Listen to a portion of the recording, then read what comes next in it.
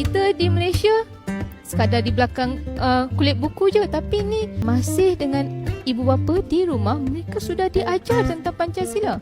Bukan sahaja apabila mereka masuk ke ruang pendidikan, di rumah juga sudah diterapkan nilai Pancasila ini.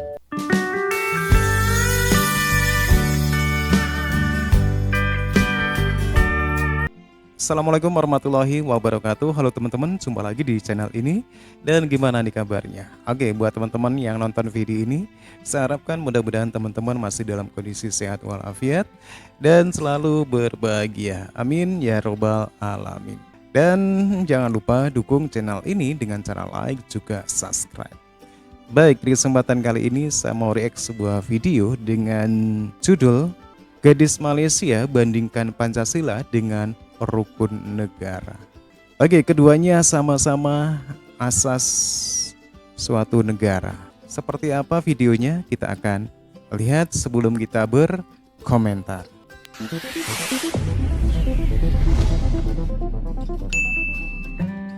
Assalamualaikum warahmatullahi wabarakatuh. Halo, salam jumpa lagi di channel ini. Semoga semuanya dalam keadaan sehat walafiat dan selalu diberikan rahmat oleh Yang Maha Kuasa. Ya, Pancasila adalah asas yang menjadi pedoman bagi rakyat Indonesia dalam menjalankan kehidupan berbangsa dan bernegara.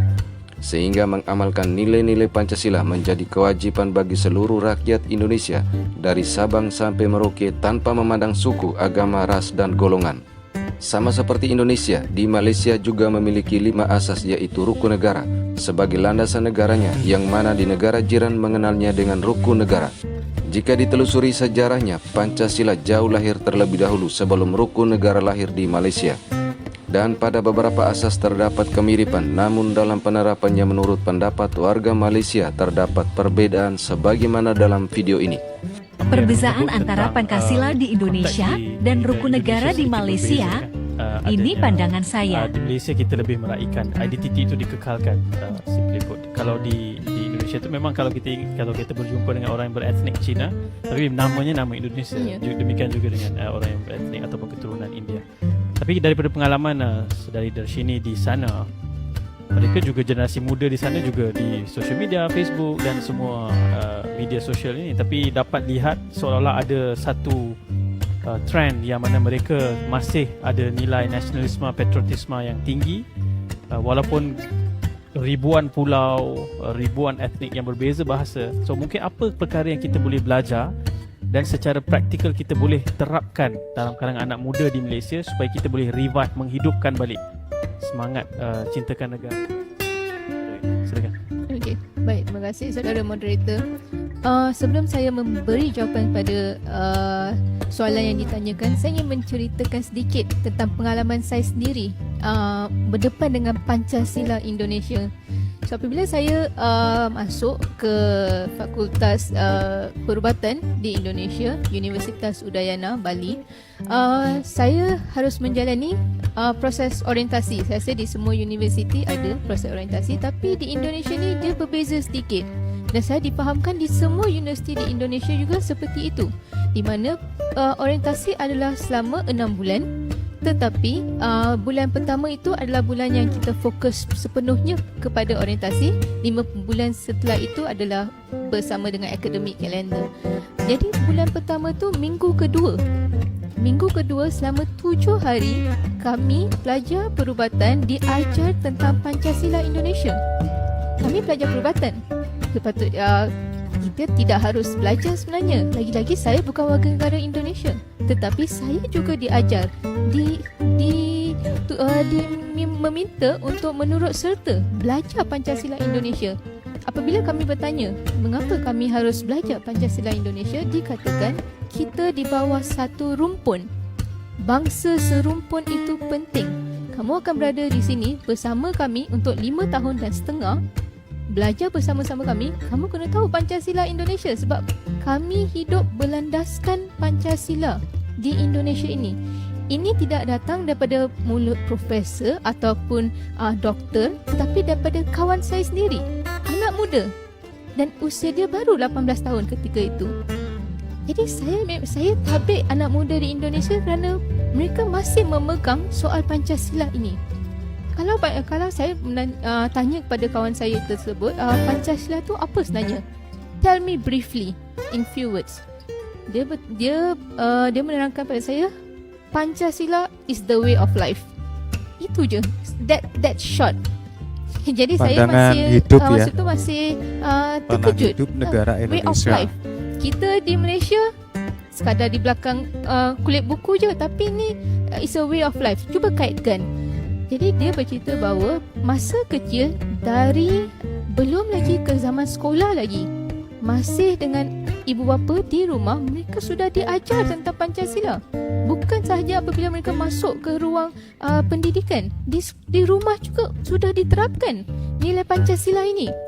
Pancasila, panca itu kalau dimaksudkan dalam bahasa Sanskrit, punch, 5. Silat.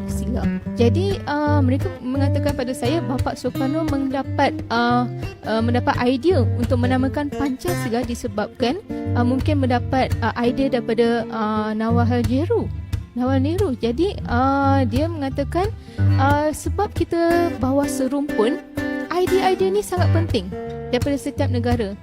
Tetapi saya bertanya kembali pada teman saya ni, kenapa Pancasila di Indonesia ni macam berluasa? Kenapa semua orang faham Pancasila, tapi di sebaliknya di Malaysia ni tak? Kami tak tahu sebenarnya apa maksud prinsip rukun negara setiap 5 baris, padahal 5 baris je. Tapi kita tak tahu atas 5 baris tu sebenarnya ada lagi. Kita faham yang 5 baris tu je yang kita fokus. Pancasila pun sama, 5 baris juga.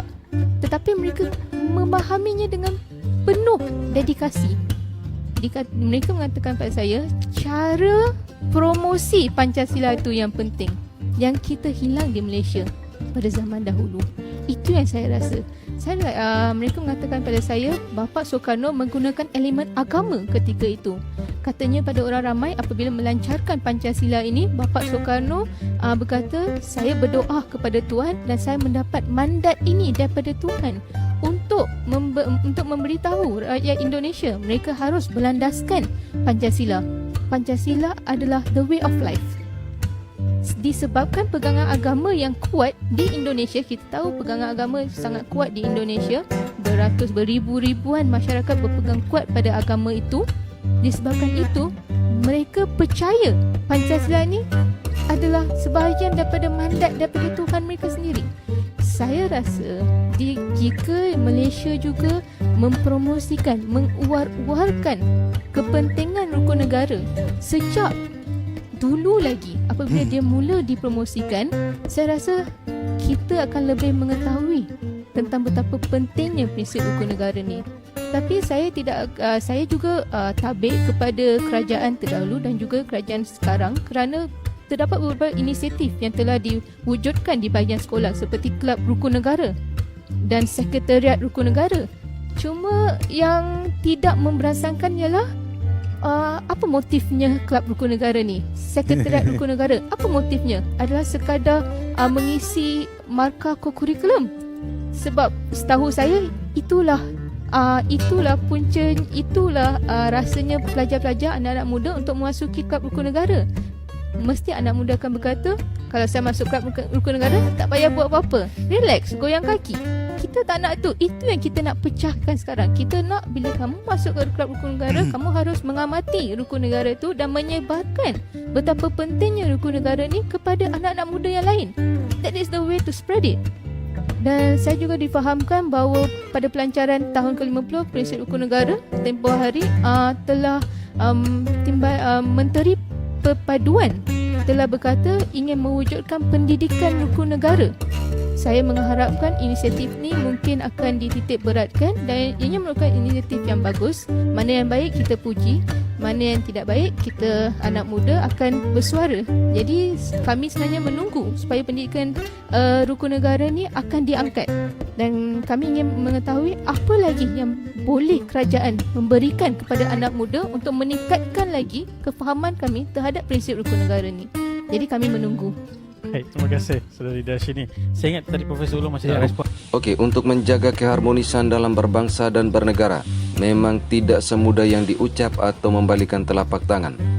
Indonesia sebagai negara yang multi suku, ras, agama, dan golongan perlu tetap membumikan dan menanamkan nilai-nilai Pancasila dalam kehidupan berbangsa dan Oke teman-teman ya, sekali lagi Indonesia menjadi satu perbandingan bagi Malaysia tentang dasar negara. Bagaimana kita lihat cewek Malaysia membandingkan Pancasila dengan rukun negara yang ada di Malaysia. Pancasila sebagai dasar negara Republik Indonesia itu benar-benar dihayati oleh kebanyakan masyarakat Indonesia. Tetapi hal ini berbeda ketika dia berbicara tentang rukun negara yang ada di Malaysia. Hal ini fakta yang terjadi di Malaysia, bagaimana sebuah asas negara, dasar dari negara Malaysia itu hanya sebatas hafalan bagi masyarakat Malaysia kebanyakan. Oke teman-teman ya, demikian satu video yang menarik ya, bagaimana gadis Malaysia membandingkan Pancasila dengan rukun negara yang ada di Malaysia. Menurut teman-teman gimana? Silakan teman-teman bisa berkomentar. Dan jangan lupa like, subscribe channel ini dan Atanua Media. Terima kasih. Sampai jumpa lagi di video berikutnya. Wassalamualaikum warahmatullahi wabarakatuh.